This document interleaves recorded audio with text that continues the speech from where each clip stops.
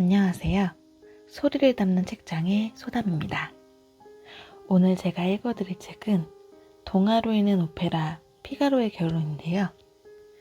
재치를 발휘해 바람둥이 백작을 혼내주고 사랑하는 여인과 남편을 되찾는 피가로와 백작 부인 이야기 지금부터 들려드리겠습니다.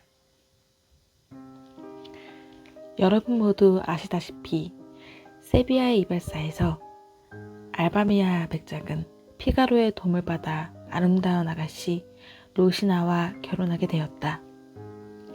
그 후 백작은 감사의 표시로 피가로를 자신의 수석 하인으로 임명했다.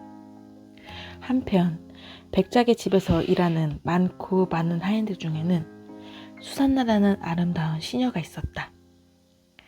그녀는 피가로의 연인으로 두 사람은 곧 결혼할 계획이었다. 그런데도 그녀를 자꾸 성가시게 하는 자들이 있었으니 바로 알마비바 백작과 그의 시종인 케르비나였다. 자, 이제부터 이들의 얽히고 설킨 이야기를 풀어보도록 하자. 피가로와 수산나가 결혼하기 며칠 전 백작은 자신의 신박으로 피가로를 조용히 불러서 말했다. 이 집에서 가장 화려한 내 방을 비워 너희들의 신방으로 내주마. 백작님 감사합니다. 정말 감사합니다. 신이 난 피가로는 서둘러 방에 나와 수산나를 자신들의 신방으로 데려가서 이 기쁜 소식을 전했다. 사랑하는 수산나, 백작님은 정말 고마우신 분이요. 이 저택에서 가장 아름다운 이 방을 우리의 신방으로 주셨다오. 백작의 호의에 그녀도 무척 기뻐할 거라고 생각한 피가로는 뿌듯한 표정을 지으며 말했다. 하지만 수산나는 오히려 눈살을 잔뜩 찌푸렸다. 백작님이 우리에게 이 방을요? 싫어요. 당신 혼자 이 방에서 지내세요. 수산나, 왜 그러시오? 백작님은 우리를 생각해서 이렇게 좋은 방을 주셨는데 당신은 왜 이 방을 싫어하는 거요? 자, 한번 둘러봐요. 그러면 생각이 바뀔 거요. 제가 보기엔 백작님이 좋은 뜻으로 우리에게 이 방을 준 것 같진 않아요. 이 말을 듣고 의아해진 피가로가 당황하며 캐물었다. 지금 뭐라고 했어? 좋은 뜻이 아니라니. 그게 무슨 말이요? 백작님은 아름다운 부인과 결혼하고도 제게 마음을 두고 있단 말이에요. 벌써 여러 번 중매쟁이 바시올리를 보내서 자기 마음을 받아달라고 했다고요. 지금도 일부러 자기 옆방에 신방을 차리게 하고 호시탐탐 절 차지할 기회를 노리고 있는 것 같아요. 수산나의 말에 피가로는 화가 머리끝까지 치솟았다. 이 배은망덕한 녀석 같으니 내가 그런 녀석을 착한 로신 아가씨와 결혼하게 도와줬다니. 백작의 수작을 막을 방법부터 생각해내야겠어. 그러고는 말을 마치자마자 바삐 방을 나갔다. 잠시 후 시종 케루비노가 시무룩한 얼굴로 방에 들어왔다. 그는 예절을 익히기 위해 백작의 집에 들어와 살고 있는 귀족의 자제였는데 어린 나이지만 조숙하여 백작 부인과 수산나를 짝사랑하고 있었다. 게다가 정원사 안토니의 딸 바르바리와도 사귀고 있었다. 수산나, 나는 곧 당신 곁을 떠나게 됐어요. 백작님이 바르바니와와 저의 관계를 아시고는 버럭 화를 내시며 내게 군대에 가라고 명령했답니다. 수산나, 마음이 너무 괴로워요. 어깨가 축 늘어진 케루비누는 잔뜩 풀이 죽어 있었다. 하지만 수산나는 그런 그를 쳐다보지도 않았다. 그럼 이제 아름다운 백작 부인도 뵙지 못하게 될 거예요. 그리고 당신도. 계속되는 하소연에 수산나는 더 이상 못 참겠는지 그를 바라보며 매몰차게 쏘아붙였다. 지금 무슨 허튼 소리를 하는 거야. 제발 정신 좀 차려. 그때였다. 문 밖에서 발소리가 들려왔다. 이 발소리는? 백작님의 발소리가 틀림없어요. 수산나, 나 어떡하죠? 당황한 케루비누는 왔다 갔다 하다 커다란 의자를 발견하고는 그 뒤에 몸을 숨겼다. 방에 들어온 사람은 과연 알마비아 백작이었다. 그는 방에 들어서자마자 주위를 한번 쭉 둘러보더니 덥석 수산나의 손을 잡으며 말했다. 사랑하는 수산나, 제발 내 사랑을 받아줘. 이러지 마세요. 저는 결혼할 사람이 있다는 걸 아시잖아요. 피가로 말이야? 그런 녀석이 뭐가 좋다 그래. 내가 훨씬 더 행복하게 해줄 수 있어, 수산나. 그런데 이번에는 문 밖에서 백작을 찾는 바실리오의 목소리가 들어왔다. 백작님, 어디 계시죠? 백작은 그의 목소리를 듣자 안색이 창백해졌다. 저 간사한 인간이 지금 이 광경을 목격한다면 내 체면이 말이 아닌데. 그는 바실리오가 약삭 빠르고 이기적인 사람이란 것을 잘 알고 있었다. 백작은 조그만 목소리로 수산나에게 애원했다. 수산나, 빨리 무슨 수를 써서 저자를 따돌려줘. 부탁해. 그러더니 케루비노처럼 큰 의자를 꼬는 그 뒤에 몸을 숨기려 했다. 꼼짝없이 들키게 된 케루비노. 위기의 순간 케루비노는 아주 민첩하게 백작의 반대쪽으로 돌아 나와 얼른 의자에 웅크리고 숨었다. 수산나 역시 재빠르게 외투를 집어 케루비노를 가른 후 바실리오를 맞았다. 수산나, 혹시 백작님 못 봤어? 못 봤는데요? 밖에 나가셨겠죠 뭐. 수산나가 더듬더듬 대답했다. 그래? 그건 그렇고. 수산나, 정말 백작님의 사랑을 받아들일 생각이 없느냐?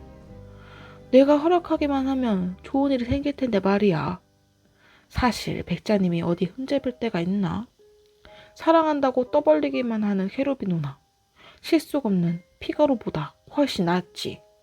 그리고 케루비노, 그 어린 녀석은 도대체 하루 종일 무슨 생각을 하고 있는지 모르겠어. 매일 백작 부인 주변을 맴돌며 멍하니 바라보고만 있으니 말이야. 바실리오의 말에 귀 기울이고 있던 백작은 점점 얼굴이 일그러지기 시작했다. 그는 케루비노가 자기 부인을 흠모하고 있다는 사실을 도저히 참을 수가 없었다. 결국 백작은 너무 흥분한 나머지 자신이 지금 숨어있다는 사실도 모른 채 벌떡 일어나 소리를 질렀다. 케루비노, 그 어린 녀석이 감히 내 아내를 넘보다니. 백작은 노염을 이기지 못하고 팔을 마구 휘두르다 그만 의자 위에 덮인 외투를 들추어버렸다. 그런데 바로 그곳에 케루비노가 잔뜩 웅크리고 있는 게 아닌가. 백작은 불같이 화가 치밀어 고래고래 소리쳤다. 케루비노, 당장 군대에 지원하라. 너 같은 녀석은 더 이상 꼴도 보기 싫다.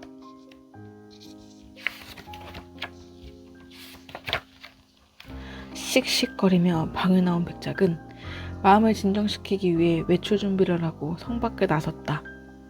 그러다 성문 앞에서 피가로와 함께 온 마을 사람들과 마주쳤다. 아니, 너희들이 무슨 일로 성에 왔느냐? 백작은 여전히 분을 삭히지 못한 채 얼굴이 벌게져 있었다. 피가로는 그런 백작의 얼굴을 살피며 아주 공손하게 말을 꺼냈다. 친애하는 알바비아 백작님, 저희는 백작님께 감사를 드리러 왔습니다. 저와 수산나의 결혼을 허락해 주신 것에 대해서 말이죠. 결혼식도 아직 안 치렀는데 무슨 소리를 하는 거야? 빨리 가서 일이나 해라. 하지만 백작님, 오늘은 특별한 날입니다. 마침 마을 사람들도 이렇게 많이 모였고 또 제가 수산나를 위해 순결을 상징하는 면사포도 준비했습니다. 백작님께서 지금 수산나에게 씌워주시고 저희가 이 자리에서 결혼할 수 있도록 허락해 주십시오. 순간 백작은 수산나의 아름다운 얼굴이 떠올랐다. 그는 그런 미인을 피가로와 결혼시키고 싶지 않았다. 백작은 잠시 말을 잇지 못하고 망설이더니 이내 변명거리를 찾아내 말했다. 피가로, 넌 나의 가장 중요한 하인이다. 네 결혼식을 이런 곳에서 아무렇게나 할 순 없어. 널 위해 화려한 피로원을 준비해 줄 것이니 참고 기다리도록 해라. 백작의 말은 아주 그럴싸했다. 꾀가 많고 영리한 피가로였지만 백작의 말을 따를 수밖에 없었다. 피가로는 첫 번째 계획이 실패로 돌아가자 수산나와 상의한 뒤 백작 부인에게 모든 사실을 털어놓기로 했다. 피가로에게서 자초지종을 들은 백작 부인은 울음을 터뜨렸다. 부정한 사람 같으니 옛날에는 온갖 달콤한 말로 내게 사랑을 속삭이더니 이제는 나를 배신하고 엉뚱한 생각을 하고 있다니 말도 안 돼. 부인, 진정하세요. 제게 백장님의 마음을 돌려줄 수 있는 좋은 방법이 있어요. 피가로는 백작 부인을 위로하며 자신의 계획을 말했다. 제가 편지를 한 통 쓰겠어요. 보내는 사람의 이름은 밝히지 않고 저의 결혼 필요한 중간에 부인과 몰래 만나자는 내용으로 말이죠. 그걸 백장님 방문 앞에 살짝 갖다 놓는 거다. 어때요? 피가로, 그건 별로 좋은 생각이 아닌 것 같은데. 부인, 저는 백장님께서 아직도 부인을 사랑하고 계신다고 확신합니다. 단지 결혼한 이후로 시간이 흘러 부인에게 좀 소홀해지신 것뿐일 거예요. 백장님께서 그 편지를 보면 틀림없이 질투를 느끼실 거고 부인은 이 기회에 백장님 사랑을 금방 되찾을 수 있게 됩니다. 게다가 백장님은 그 있지도 않은 부인의 애인 덕분에 저에게 결혼까지 신경 쓰실 여유가 없을 겁니다. 부인, 저를 믿어주세요. 피가로는 확신에 찬 어조로 백작 부인을 설득했다. 그리고 단숨에 가짜 편지를 써서 백작의 방문 아래로 슬쩍 밀어 넣었다. 하지만 백작 부인은 여전히 마음이 안 놓이는지 그에게 다시 물었다. 만약 일이 계획대로 잘 안 풀려서 남편이 아무런 반응도 없으면 어쩌지? 피라가로가 잠시 생각한 뒤에 대답했다. 캐르베노가 아직 떠나지 않았습니다. 그를 수선화처럼 꾸민 다음 백장님을 속여 화원에서 만나도록 하는 거예요. 그리고 그 자리에 부인께서 나타나시는 거죠. 그렇게 현장에서 대통이 나면 백장님도 하실 말씀이 없으실 거예요. 그때 부인께서 저와 수산나를 당장 결혼시키라고 몰아붙이면 어떻게 반대를 하실 수 있겠어요? 피가로는 서둘러 캐르비노를 찾아 백작 부인의 방으로 보냈고 수산나와 부인이 그의 변장을 돕기로 했다. 두 여자로부터 피가로의 계획을 들은 캐르비노는 처음에는 벌쩍 뛰며 말을 들으려 하지 않았다. 그러자 백작 부인이 캐르비노를 바라보며 간절히 부탁했다.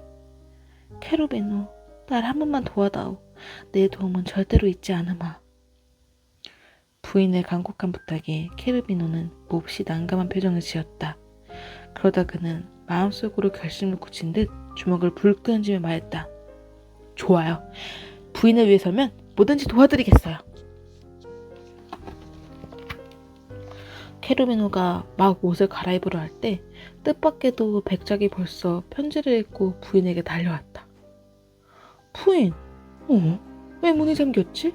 무슨 일이 있는 게 틀림없어. 부인, 나요. 빨리 문을 여시오. 아, 캐르비노가 방에 있는 거 남편이 알면 큰일인데? 백작 부인은 수산나와 함께 방을 왔다 갔다 하며 안절부절 못했다. 어떻게 해야 할지 도무지 알 수가 없었다. 존경하는 부인, 사랑하는 수산나, 두 분을 위해서라면 전 어떤 희생이라도 치르겠어요. 캐르비노는 작지만 결연한 목소리로 두 사람을 되뇌더니 창문 밖으로 뛰어내렸다. 백작 부인과 수산나는 그가 멀리 사라지는 것을 확인하서야 방문을 열었다. 백작은 방에 들어서자마자 구석구석 샅샅이 뒤졌다. 그러나 방 안에는 두 여자 외에는 아무도 없었다. 당신 지금 뭘 찾고 있죠? 내 생각엔 이 편지가... 백작은 수선을 피운 자신의 행동이 민망했는지 제대로 말을 잇지 못했다. 무슨 일이에요? 피가로가 소란한 소리를 듣고 냉큼 쫓아 물었다. 피가로, 내가 이상한 편지를 한 통 받았다. 이게 누가 쓴 편지인지 너는 알고 있겠지? 백작은 분명 피가로를 의심하고 있었다. 백작의 마음속을 꿰뚫고 있는 피가로는 편지를 자세히 읽은 후 아주 태연하게 고개를 저으며 말했다. 저는 전혀 모르겠는데요. 일단 시치미를 똑대긴 했지만 피가로의 마음이 편하지는 않았다. 알마비아 백장님, 손님이 찾아오셨는데요? 바로 그때 하인이 들어와 누군가 찾아왔다는 소식을 전했다. 피가로가 완강하게 부인한 데다가 마침 손님까지 찾아오자 백작도 더 이상 어떻게 할 수가 없었다. 때마침 백작을 방문한 손님은 바로 바르톨로였다. 중년 의사인 바르톨로는 원래 백작 부인 로시나의 후견인으로 로시나의 재산을 노리고 은근슬쩍 그녀와 결혼하려고 계획을 세웠었다. 하지만 피가로 때문에 그만 계획이 수포로 돌아가고 로시나가 알바비버 백작과 결혼하게 되자 피가로에게 앙심을 품고 있었다. 그런 그가 오늘 백작을 찾아온 것은 분명 좋은 징조는 아니었다. 그런데 바르톨로는 우연히 피가로가 요리사 마르첼리나에게 많은 돈을 빌리면서 돈을 갚지 못하면 당신과 결혼하겠다 라는 내용의 차용증서를 쓴 일이 있다는 것을 알게 되었다. 바르톨로는 이 일을 빌미로 피가로에게 안갚함하기로 마음먹고 오늘 마르첼리나까지 함께 데리고 나선 것이다. 그는 마르첼리나와 함께 백작을 만나 그녀가 피가로와 매장 계약을 확인하러 왔다고 정중하게 말을 꺼냈다. 잔뜩 화가 나 있던 백작은 장초지종의 이야기를 듣고는 마치 온 세상을 얻은 듯 기뻐하며 소리쳤다. 뭐라고? 세상에 그런 일이. 거기 누구 없느냐? 어서 쿠르치오 판사를 모셔오너라. 우리가 피가로 녀석을 심판해야겠다. 결국 피가로는 법원으로 끌려가 재판을 받게 되었다. 재판을 담당한 쿠르치오 판사는 바르톨로와 마르첼리나 증언을 듣고 엄숙하게 말했다. 본 법원은 다음과 같이 판결한다. 피가로는 즉시 돈을 반환해야 한다. 당장 돈을 갚지 못한다면 계약에 따라 마르첼리나와 결혼해야 한다. 피가로는 몹시 당황했다. 아름다운 수산나가 아닌 나이 많은 마르첼리와 결혼할 생각을 하니 눈앞이 캄캄했다. 잠시 굳은 얼굴로 이리저리 머리를 굴리던 그는 이내 묘한 미소를 지으며 말했다. 하지만 판사님, 결혼은 중대한 일이니까 먼저 부모님께 여쭈어봐야겠습니다. 이에 피가로가 시간을 벌기 위해 변명을 하고 있다고 판단한 알마미아 백작이 바로 다그쳤다. 뭐라고? 부모? 네게 부모가 있다는 얘기는 지금까지 들은 적이 없는데? 남몰래 불고 찾고 있는 중이었어요. 저는 어려서 유괴당했다고 들었습니다. 그때 제 몸에는 어머니가 손수잔 담요가 덮여 있었다고 합니다. 저도 들은 이야기예요. 뭐라고? 유괴됐다고요? 피가로 혹시 내 팔뚝에... 증석에 있던 마르첼리나가 웬일인지 새파랗게 질린 얼굴로 말을 더듬었다. 혹시 네 팔뚝에 숟가락 모양의 반점이 있지 않니? 맞아요. 오른팔에 있어요. 그런데 당신이 그렇게 어떻게 알죠? 이번엔 피가로가 깜짝 놀랐다. 하나님, 맙소사. 너는 바로 내 아들이란다. 그리고 바르톨로가 내 친아버지란다. 원래 바르톨로와 마르첼리나는 오래전에 애인 사이였다. 그리고 둘 사이는 사랑스러운 아기고 있었다. 그런데 마르첼리나가 마차를 타고 숲속을 지나가다 어느 개한에게 아이를 유괴당한 것이었다. 그 후 커다란 충격과 고통 속에서 마르첼리나는 바르톨로와 헤어지고 또 고향을 떠나 여기저기로 아기를 찾아다녔다. 그런데 뜻밖에도 세비야라는 이 작은 마을에서 옛날 애인과 함께 그토록 찾던 잃어버린 자식까지 만나게 된 것이었다. 아버지, 어머니!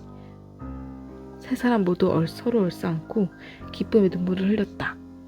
그리고 바르톨로와 마르첼리나는 피가로로 결혼하는 날 그들도 함께 결혼식을 올리도록 계획을 세웠다. 일이 이렇게 어처구니 돌아가게 될 줄이야. 백작은 전혀 예상치 못한 상황에 기가 막혀 한쪽 구석에서 길게 한숨만 내쉬었다. 네, 오늘은 피가로의 결혼 첫 번째 이야기 여기서 마치도록 하겠습니다. 피가로의 결혼 두 번째 이야기 곧 들려드릴게요. 감사합니다.